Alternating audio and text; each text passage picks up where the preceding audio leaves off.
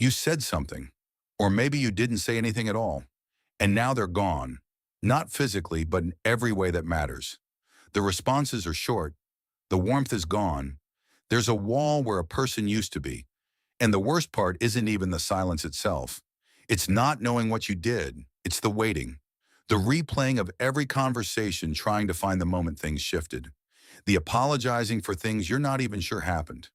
The desperate, exhausting effort of trying to reach someone who has decided, for reasons they won't explain, to become unreachable. If you've been on the receiving end of this, you know exactly how it feels. And if you're honest with yourself, maybe you've done it too. This video is about both, about what the silent treatment actually is, why people do it, what it does to the person on the receiving end, and what it says about the relationship and about you when it becomes a pattern. First, it's worth being precise about what we mean.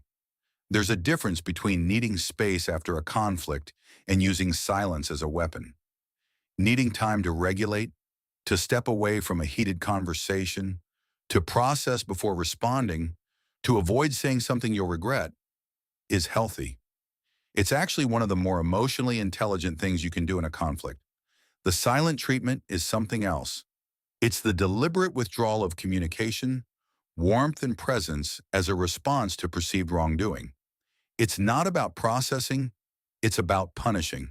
And the critical distinction is this. Healthy space has a timeline and an explanation.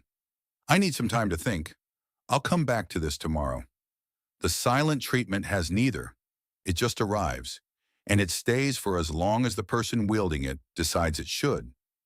Psychologists classify prolonged silent treatment, particularly when used repeatedly in a relationship, as a form of emotional manipulation. That's a strong word, and it's worth sitting with, because most people who use the silent treatment don't think of themselves as manipulative.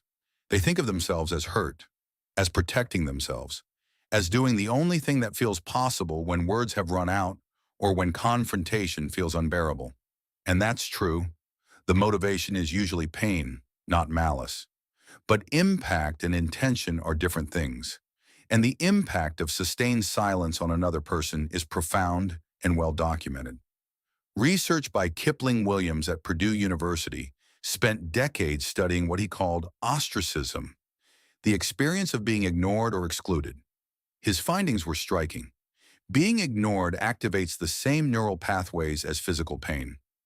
The anterior cingulate cortex, the part of the brain that processes physical hurt, lights up in exactly the same way when a person is socially excluded as when they experience bodily injury.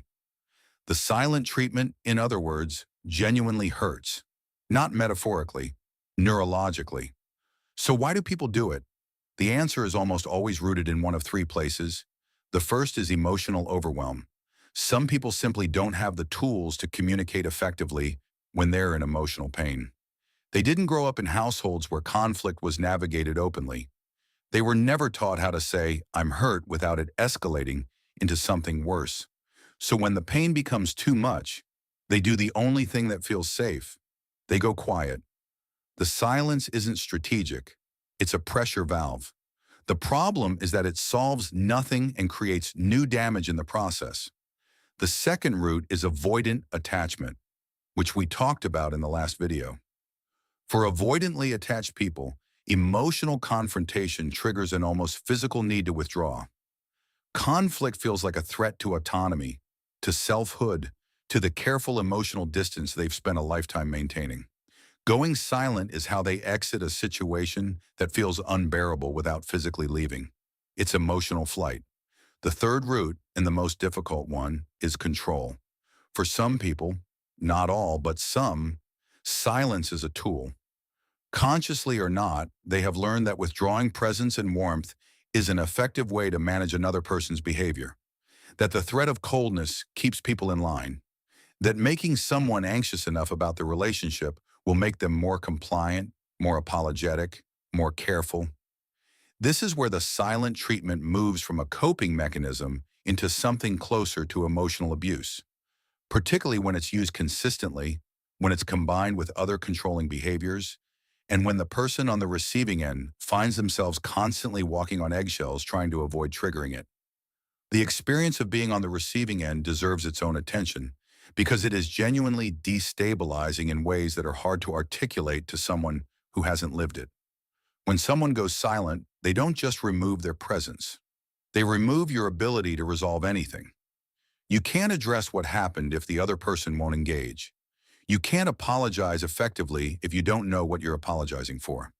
You can't move forward because the door is closed and you don't have the key. This is what makes it so psychologically corrosive. It's not just the absence of warmth, it's the loss of agency. You become entirely dependent on the other person's timeline, the other person's decision about when or whether to return. And in that waiting, something starts to happen. You begin to absorb the blame. The mind, desperate for resolution and control, starts to construct explanations. It must have been something I said, something I didn't say, something I am. The silence, which began as the other person's response to their own pain, becomes internalized as evidence of your inadequacy. This is particularly damaging for people who already carry anxious attachment, because the silence confirms their deepest fear, that they are too much, that they push someone away, that they are fundamentally hard to love. What does it mean for a relationship when the silent treatment is a recurring pattern? It means that one or both people have never developed the tools to navigate conflict directly. It means that pain is being expressed indirectly, through absence rather than words, and that the underlying issues are never actually resolved, just buried under the relief of reconnection when the silence finally breaks. Because here's what often happens. The silence ends, and both people are so relieved to have the warmth back that nobody addresses what caused it. The original conflict goes unexamined. The pattern gets reinforced, and the next time something goes wrong, the same exit gets used. Over time, the person on the receiving end learns to live in a state of low-grade vigilance, always monitoring, always careful, always aware that one wrong move could bring the coldness back. That is not a relationship. That is a hostage negotiation. If you are the one who goes silent, and again, this is worth being honest about, the work is not about learning to stay in conflict forever or to say every difficult thing in the moment. The work is about building the capacity to say one true thing. I'm too upset to talk about this right now, but I'm not going anywhere, and I want to work through it tomorrow. That sentence, or something like it, does everything the silent treatment cannot. It acknowledges the pain. It reasserts the connection. It gives the other person agency, and it keeps the door open instead of slamming it shut. If you are on the receiving end, and you recognize that this is a pattern, not an isolated incident, the most important thing to understand is this: the silence is not information about your worth. It is information about the other person's capacity. Their inability or unwillingness to communicate through difficulty is not proof that you are too much, or not enough, or fundamentally hard to love. It is proof that they have not yet developed or chosen to use the tools that intimacy requires. That distinction matters, not to excuse the behavior, but to stop you from carrying a weight that was never yours. Relationships are built or destroyed in the moments after conflict, not in the good times. Anyone can be present and warm when everything is easy. In the hard moments, in the ones where someone is hurt and angry, and the easiest thing in the world would be to go cold and make the other person feel it. Choosing to speak, imperfectly, vulnerably, without knowing how it will land, is one of the hardest and most important things a person can do in a relationship. It is also, over time, the only thing that builds the kind of trust that actually lasts. The next video goes into trauma bonding, what it is, why it's so hard to leave, and why the most painful relationships are sometimes the hardest ones to walk away from. Leave a comment with one word that describes how this video made you feel. I'll see you in the next one.